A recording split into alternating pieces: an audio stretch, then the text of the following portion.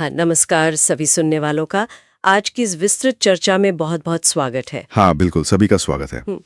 आज हम competitive English की दुनिया के एक ऐसे रहस्य में गोता लगाने वाले हैं जो जो अक्सर भाषा को गहराई से समझने वालों को भी थोड़ी परेशानी में डाल देता है। सही कहा, और वो रहस्य है टेम्पोरल लॉजिक, मतलब समय और काल का विज्ञान। मैं सच कहूं तो इस विषय के लिए काफी उत्सुक हूं। मैं भी। और आज की हमारी इस चर्चा का जो आधार है वो एक बहुत ही सटीक और तकनीकी स्लाइड डेक है जिसका नाम है temporallogic.pdf। बिल्कुल। और हमारा मिशन आज ये है कि हम नियमों को आंख बंद करके रटने के बजाय अंग्रेजी व्याकरण को एक पूरे लॉजिक सिस्टम की तरह डिकोड करें। देखिए, ये दृष्टिकोण बिल्कुल सही है, क्योंकि व्याकरण केवल कुछ याद रखने वाले नियमों का समूह नहीं है। असल में ये कारण और प्रभाव यानी कॉज और इफेक्ट का एक बहुत ही तार्किक ढांचा है। हाँ, अक्सर लोग व्याकरण को बस एक उबाऊ किताब मान लेते हैं। वही तो। लेकिन अगर इस लॉजिक को एक बार समझ लिया जाए तो भाषा किसी गणितीय समीकरण या कंप्यूटर प्रोग्रामिंग की तरह एकदम स्पष्ट हो जाती है। हमारे इस स्रोत में व्याकरण को एक सिस्टम के रूप में ही देखा गया है। ठीक है, तो आइए इसे विस्तार से समझते हैं। इस सामग्री की जो पहली स्लाइड है उसमें जिस मुख्य सिद्धांत पर जोर दिया गया है वो है टाइम डिसाइड्स टेंस। मतलब समय ही काल को तय करता है। बिल्कुल। और इसका सबसे बड़ा नियम जो स्पष्ट रूप से लिखा गया है वो है don't change the time to fit the verb, change the verb to fit the time. ये बहुत महत्वपूर्ण है। हाँ, इसमें एक बहुत ही बेहतरीन विजुअल लॉजिक दिया गया है जहां समय यानी टाइम को एक ताले की तरह, एक लॉक की तरह देखा गया है और क्रिया यानी वर्ब को एक गियर या चाबी की तरह। मैं कहूंगा कि ये ताले और चाबी वाला लॉजिक ही पूरी अंग्रेजी व्याकरण की नींव है। इसे हम ऐसे समझ सकते हैं कि जो ताला है वो अपनी जगह पे स्थिर रहता है, वो कभी बदलता नहीं है। हाँ, ताला तो वही रहेगा। बिल्कुल। और जो चाबी हम इस्तेमाल कर रहे हैं उसके खांचे उस ताले के हिसाब से ही होने चाहिए। अक्सर लोग अंग्रेजी लिखते या बोलते वक्त ये गलती करते हैं कि वो जो वर्ब इस्तेमाल करना चाहते हैं ना, उसके हिसाब से पूरे वाक्य का समय मोड़ने की कोशिश करते हैं, जो कि गलत है। एकदम गलत है। नियम ये कहता है कि टाइम वो स्थिर ताला है जो सर्वोच्च है। आपको अपनी वर्ब वाली चाबी को उस समय के खांचे में ही फिट करना होगा। ये एक बहुत ही तार्किक दृष्टिकोण है। मुझे लगता है इसी लॉजिक को आगे बढ़ाते हुए स्लाइड 2 में डिबगिंग सिंटैक्स नाम से एक कॉन्सेप्ट दिया गया है। हाँ, यहाँ सबसे दिलचस्प बात यह है कि इसे बिल्कुल किसी कंप्यूटर के सिस्टम एरर की तरह समझाया गया है। बिल्कुल। और इसमें एक गलत वाक्य का उदाहरण दिया गया है, I did not pay the bills till now। आम बोलचाल में तो कई लोगों को ये वाक्य बिल्कुल सही लग सकता है, सुनने में सही लगता है ना? लेकिन तकनीकी रूप से ये वाक्य पूरी तरह क्रैश हो चुका है। ये एक सिस्टम एरर है। तो ये सिस्टम क्रैश हुआ क्यों? अगर हम इस वाक्य का विश्लेषण करें तो इसमें 2 अलग-अलग हिस्से हैं जो आपस में टकरा रहे हैं। पहला हिस्सा है डिड नॉट पे, जो कि पास्ट इंडेफिनाइट है, मतलब ये अतीत की किसी बात को दर्शा रहा है। और दूसरा हिस्सा है टिल नाउ, जो कि वर्तमान का है। एकदम सही। ये टिल नाउ एक प्रेजेंट एंकर है, एक लंगर की तरह जो वाक्य को खींचकर वर्तमान यानी अब से जोड़ रहा है। तो इसका मतलब ये हुआ कि अतीत की किसी क्रिया को सीधे वर्तमान के समय के साथ जोड़ना ही वो टकराव है जो इस वाक्य को गलत बनाता है। कोई भी व्यक्ति अतीत के डब्बे में रहकर वर्तमान का लंगर तो नहीं फेंक सकता ना? बिल्कुल नहीं फेंक सकता। और इस लॉजिक को रिजॉल्व करने का तरीका बहुत ही वैज्ञानिक है। चूंकि हमारा टाइम एंकर वर्तमान का है यानी टिल नाउ, इसलिए हमें एक ऐसे काल की आवश्यकता है जो अतीत और वर्तमान के बीच एक पुल का काम कर सके। अच्छा, एक ब्रिज की तरह। हाँ, और इसे ब्रिज टेंस कहा गया है। अंग्रेजी व्याकरण में ये पुल प्रेजेंट परफेक्ट टेंस होता है। इसलिए जब हम इस लॉजिक को सही करते हैं तो वाक्य बनता है I have not paid the bills till now. समझ गए। यहाँ हैव नॉट पेड उस अतीत के काम को वर्तमान के लंगर से बहुत आसानी से जोड़ देता है। ये ब्रिज टेंस की अवधारणा सच में चीजों को बहुत पारदर्शी बना देती है। बिल्कुल बना देती है। समय के इस लंगर को समझने के बाद स्लाइड 3 में प्रीपोजिशनल डायमेंशंस यानी प्रीपोजिशनल आयामों की बात की गई है। इसमें दिशा यानी स्पेस और समय यानी टाइम को मापने के तरीकों के बीच एक बहुत ही स्पष्ट लकीर खींची गई है। और ये एक ऐसा क्षेत्र है जहां अक्सर लोगों को बहुत भ्रम होता है। हाँ, मैंने भी देखा है। ये भ्रम इसलिए होता है क्योंकि हम दूरी और समय को एक ही चश्मे से देखने लगते हैं। जब किसी भौतिक स्थान या मंजिल की बात होती है तो स्रोत सामग्री स्पष्ट करती है कि वहां TO या UPTO का इस्तेमाल होना चाहिए। जैसे कि वाक्य है ही वॉक्ड टू द शॉप। बिल्कुल। यहाँ एक व्यक्ति बिंदु ए से चलकर बिंदु बी तक यानी दुकान तक जा रहा है। यह एक भौतिक यात्रा है, इसलिए टू का उपयोग पूरी तरह से तार्किक है। इसके ठीक विपरीत जब बात समय या किसी समय सीमा की आती है, डेडलाइन की आती है, तो नियम पूरी तरह बदल जाता है। समय के संदर्भ में टिल या बाय का उपयोग करने का निर्देश है। हाँ, जैसे कि ही वॉक्ड टिल 5 PM। सही कहा। यहाँ कोई व्यक्ति चलकर 5 बजे तक नहीं जा रहा है, बल्कि यह एक कार्य की अवधि है जो 5 बजे आकर समाप्त होती है। और यहीं पर स्रोत सामग्री एक बहुत ही गंभीर चेतावनी जारी करती है, जिसे क्रिटिकल अलर्ट कहा गया है। वो चेतावनी क्या है? इसमें स्पष्ट रूप से निर्देशित किया गया है कि किसी को भी कभी ही वॉक्ड टिल द शॉप नहीं कहना चाहिए। यह एक बहुत बड़ी व्याकरणिक भूल है। बाप रे, मतलब लोग अक्सर बोलचाल में ऐसी गलतियां करते हैं। लेकिन भौतिक स्थानों या मंजिलों के लिए टू की ही आवश्यकता होती है। टिल का काम समय मापना है, जमीन मापना नहीं। इस नियम का उल्लंघन करने से वाक्य का पूरा ढांचा ही चरमरा जाता है। अगर कोई सेंसर लगा हो जो कुछ खास शब्दों को डिटेक्ट करता है, इन सिग्नल्स की एक पूरी सूची दी गई है, जैसे कि सो फार, जस्ट या जस्ट नाउ, लेटली या रिसेंटली, ऑफ लेट और टिल नाउ या बाय नाउ। ये सभी सिग्नल डिटेक्टर्स इस बात की पुष्टि करते हैं कि कोई भी क्रिया वर्तमान क्षण तक मान्य है, यानी valid up to the present moment. ये बिल्कुल किसी कंप्यूटर प्रोग्रामिंग के इफ एल्स कमांड की तरह काम करता है। हाँ, इसके लिए स्लाइड में बाकायदा एक फॉर्मूला भी दिया गया है। If signal detected is true, then apply present perfect. ये फॉर्मूला किसी भी जटिल नियम को बहुत सरल बना देता है। इसका सीधा सा अर्थ यह है कि अगर किसी भी वाक्य में ये सिग्नल शब्द मौजूद हैं, तो बिना किसी संदेह के वहां प्रेजेंट परफेक्ट टेंस लागू होना चाहिए। क्योंकि ये शब्द ही वो लंगर हैं जो घटना को नाव यानी अब तक खींच लाते हैं। बिल्कुल। और इसी नाव को गहराई से समझने के लिए स्लाइड 5 हमें एक बहुत ही महत्वपूर्ण सिद्धांत की ओर ले जाती है, the great divide, dead versus alive time. ये मुझे लगता है पूरे सिस्टम का सबसे अहम हिस्सा है। हाँ, मैंने भी पढ़ा था। यह सिद्धांत समय को 2 अलग-अलग अवस्थाओं में बांटता है। पहला है डेड टाइम यानी मृत समय, जिसे एक बंद दरवाजे के रूप में समझाया गया है।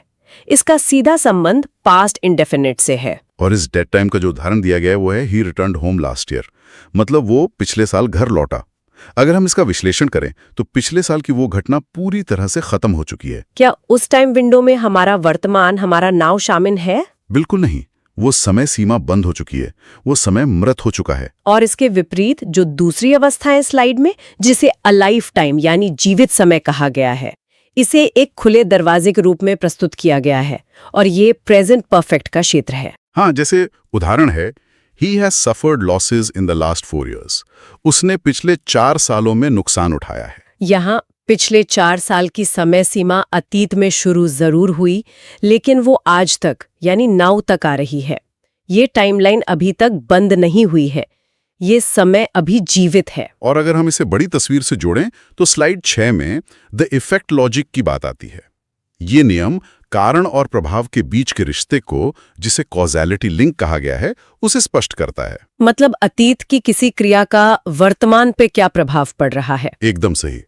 उदाहरण के लिए अतीत का कारण है he has won the prize, उसने इनाम जीता है। और इसका वर्तमान पे प्रभाव यानी परिणाम है ही इज हैप्पी, वह खुश है। तो यहाँ मुख्य बात यह है कि चूंकि परिणाम यानी उसकी खुशी एक लाइव अवस्था है, वो व्यक्ति इस क्षण में खुश है, इसलिए उस खुशी के पीछे जो कारण है उसे भी वर्तमान से जोड़ने के लिए परफेक्ट टेंस की आवश्यकता होगी। बिल्कुल सटीक विश्लेषण है आपका। इसे केवल ही वन द प्राइज कहकर अतीत में नहीं छोड़ा जा सकता, क्योंकि उस जीत का असर अभी भी जिंदा है। हाँ, अब यहाँ एक बहुत ही मजेदार मोड़ आता है। स्लाइड 7 में एक बहुत ही गहरा सब्जेक्ट कॉन्टेक्स्ट दिया गया है, लाइफ एज अ कंटेनर, मतलब जीवन एक पात्र के रूप में। ये सच में भाषा विज्ञान का एक बहुत ही दार्शनिक पहलू है। यहाँ कर्ता यानी सब्जेक्ट के जीवित या मृत होने के आधार पर टेंस का निर्धारण किया जाता है। ये पूरी चर्चा का शायद सबसे हैरान करने वाला हिस्सा है। इसे 2 श्रेणियों में बांटा गया है, द हिस्टोरिकल और द लिविंग। ऐतिहासिक श्रेणी का जो उदाहरण है, शेक्सपियर रोट मेनी प्लेज। यहाँ रोट यानी पास्ट इंडेफिनिट का इस्तेमाल किया गया है। और इसका कारण ये है कि शेक्सपियर अब जीवित नहीं है, उनकी स्थिति डिसीज्ड है और इसलिए उनके जीवन की टाइमलाइन पूरी तरह से बंद हो चुकी है। वो अब और नाटक नहीं लिख सकते। वहीं दूसरी ओर द लिविंग श्रेणी में एक जीवित व्यक्ति का संदर्भ है। यहाँ वाक्य है, I have written many stories. इस वाक्य में प्रेजेंट परफेक्ट का उपयोग हुआ है। हाँ, इसका तर्क यह है कि जो व्यक्ति ये बात कह रहा है वो अभी जीवित है, अलाइव है। उसकी कहानियां लिखने की जो समय सीमा है वो अभी खुली है, टाइमलाइन ओपन है। वो भविष्य में और भी बहुत सी कहानियां लिख सकता है। मतलब स्रोत सामग्री इस बात पर जोर देती है कि कर्ता का जीवन ही टाइम एंकर बन जाता है। बिल्कुल, ये बात सोचने पर मजबूर करती है कि व्याकरण केवल शब्दों की व्यवस्था नहीं है, बल्कि ये मानव जीवन और उसकी निरंतरता के साथ गहराई से जुड़ी हुई है। और इसी निरंतरता को दर्शाने के लिए स्लाइड 8 में फ्रीक्वेंसी एंड रिपीटिशन यानी आवृत्ति और दोहराव पर आधारित नियम है। यहाँ ऑलवेज और ऑफ्टन जैसे शब्दों के लिए एक विशेष फॉर्मूला दिया गया है। हाँ, वो फॉर्मूला है multiple occurrences plus leading to now equals present perfect. ये फॉर्मूला स्पष्ट करता है कि जब कोई घटना अतीत में कई बार हुई हो और उसका सिलसिला आज तक जारी हो तो वो प्रेजेंट परफेक्ट की श्रेणी में आती है। जैसे कि उदाहरण है, he has always helped this boy. मदद करने का ये काम केवल एक बार होकर खत्म नहीं हुआ है, बल्कि ये कई बार हुआ है और इसका सिलसिला वर्तमान क्षण तक आ रहा है। इसलिए यहाँ हैज ऑलवेज हेल्प्ड का तार्किक रूप से उपयोग किया गया है। अब हम एक ऐसी पहेली की ओर बढ़ते हैं जिसे स्लाइड 9 में द नेवर पैराडॉक्स कहा गया है। नेवर यानी कभी नहीं। अक्सर लोग सोचते हैं कि नेवर किसी एक निश्चित समय की बात करता है, लेकिन यहाँ इसका जो लॉजिक डीकंस्ट्रक्शन किया गया है वो बहुत अलग है। ये विरोधाभास इसलिए है क्योंकि नेवर किसी एक पल को नहीं दर्शाता। स्रोत सामग्री के अनुसार never equals past plus present. ये किसी व्यक्ति के जन्म से लेकर अब तक के पूरे अस्तित्व को कवर करता है। तो जब कोई कहता है I have never seen this movie, तो वो असल में अपने अतीत और वर्तमान दोनों को मिलाकर उस क्रिया के होने को पूरी तरह से नकार रहा होता है। बिल्कुल, चूंकि ये शब्द वर्तमान क्षण तक की पूरी टाइमलाइन को समेट लेता है, इसलिए इसे भी एक ब्रिज टेंस की आवश्यकता होती है। लेकिन यहां ये एक महत्वपूर्ण सवाल खड़ा करता है। वो क्या? जो स्थिति स्लाइड 10 में द बिफोर एडजस्टमेंट के नाम से बताई गई है। मान लीजिए कि कोई व्यक्ति अभी इसी वक्त वो फिल्म देख रहा है। क्या वो उस समय कह सकता है कि I have never seen this movie? ये तो एक बहुत ही व्यवहारिक समस्या है। अगर फिल्म अभी चल रही है तो वह व्यक्ति यह नहीं कह सकता कि I have never seen this movie, क्योंकि वो तो उसे वर्तमान में देख ही रहा है। तो इस सिस्टम एरर को कैसे ठीक किया जाए? इसके लिए एक छोटे से शब्द बिफोर का इस्तेमाल करने का निर्देश दिया गया है। सही वाक्य बनता है I have never seen this movie before. एकदम सही। यहां बिफोर शब्द एक बहुत बड़ा तकनीकी काम करता है। स्लाइड में स्पष्ट लिखा है, use before to restrict the negative to the past only, यानी नकारात्मकता को केवल अतीत तक सीमित रखने के लिए बिफोर का इस्तेमाल करें। इसका अर्थ ये हुआ कि अतीत में ये फिल्म कभी नहीं देखी गई थी, लेकिन वर्तमान में ये नियम लागू नहीं है क्योंकि फिल्म अभी देखी जा रही है।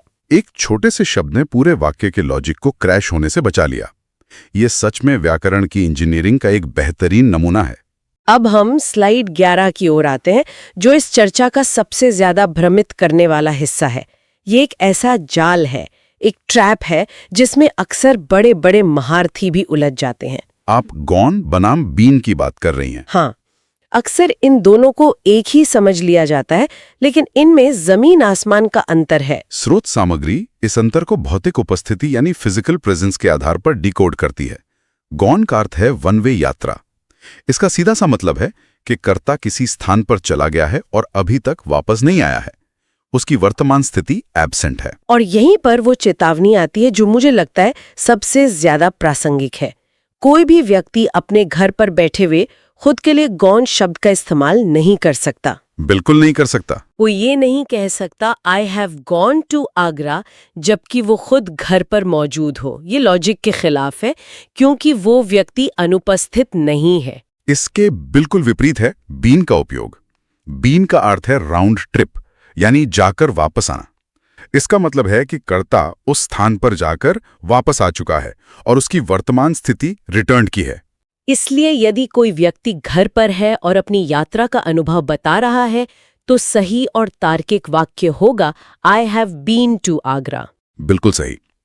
इन सभी बारीक नियमों और तर्कों को समझने के बाद स्लाइड 12 में एक टेम्पोरल लॉजिक फाइनल शीट दी गई है। ये पूरी चर्चा और स्लाइड डेक का एक बहुत ही सधा हुआ निचोड़ है। चलिए इन 4 मुख्य सवालों को यानी Q1 से Q4 को एक बार फिर से समेट लेते हैं ताकि ये पूरा सिस्टम सुनने वालों के दिमाग में बैठ जाए। हाँ, तो इस चीट शीट का पहला सवाल यानी Q1 टाइम कॉन्सेप्ट को लेकर है। जब भी कोई वाक्य सामने आए तो सबसे पहले ये जांचना है कि समय डेड टाइम है यानी बंद दरवाजा या अलाइव टाइम है यानी खुला दरवाजा। दूसरा सवाल Q2 एंकर्स के बारे में है। क्या बात समय सीमा की हो रही है? अगर हाँ तो टेल या बाय का उपयोग होगा, या फिर बात मंजिल की हो रही है? अगर हाँ तो टू का उपयोग होगा। तीसरा सवाल Q3 स्टेटस की जांच करता है। क्या कर्ता अनुपस्थित है तो गॉन का उपयोग होगा, क्या कर्ता वापस आ चुका है तो बीन का उपयोग होगा। और अंतिम सवाल Q4 सिग्नल्स पर ध्यान केंद्रित करता है। यदि वाक्य में सो फार, जस्ट या लेटली जैसे शब्द डिटेक्ट होते हैं तो नियम के अनुसार तुरंत प्रेजेंट परफेक्ट लागू कर देना चाहिए। इस पूरी विस्तृत चर्चा और स्रोत सामग्री का जो सबसे बड़ा और सुनहरा नियम है वो चीट शीट के अंत में बड़े अक्षरों में लिखा गया है। Trust the time, not the translation. समय पर भरोसा करें, अनुवाद पर नहीं। अक्सर ये देखा जाता है कि जब लोग अपनी मातृभाषा से अंग्रेजी में वाक्यों का शाब्दिक अनुवाद करने का प्रयास करते हैं तो वहीं पर लॉजिक की सबसे बड़ी गलतियां जन्म लेती हैं। बिल्कुल। अनुवाद करने से टाइम एंकर की अनदेखी हो जाती है और वाक्य क्रैश हो जाता है।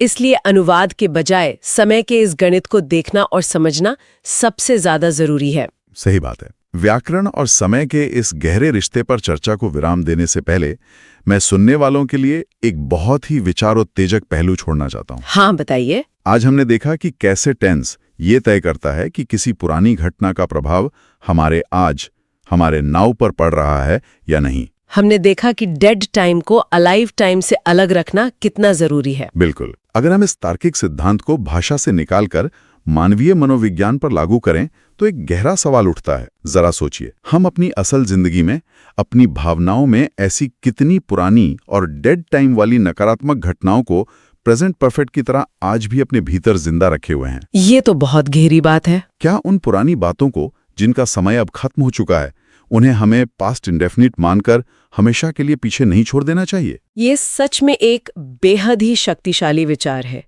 व्याकरण के तकनीकी नियमों से शुरू होकर ये चर्चा जीवन के इतने गहरे दर्शन तक पहुंचेगी, ये वाकई अद्भुत है। मेरा भी यही मानना है। समय को स्थिर मानकर अपने कार्यों को उसके अनुरूप ढालना और मृत समय को पीछे छोड़ देना, ये सिर्फ भाषा का नहीं बल्कि जीवन का भी एक महत्वपूर्ण नियम है। इसी विचार के साथ हम आज की इस विस्तृत चर्चा को यहीं समाप्त करते हैं। इस तार्किक यात्रा में शामिल होने के लिए सभी का बहुत बहुत धन्यवाद। और हाँ, इस नए नजरिए और लॉजिक सिस्टम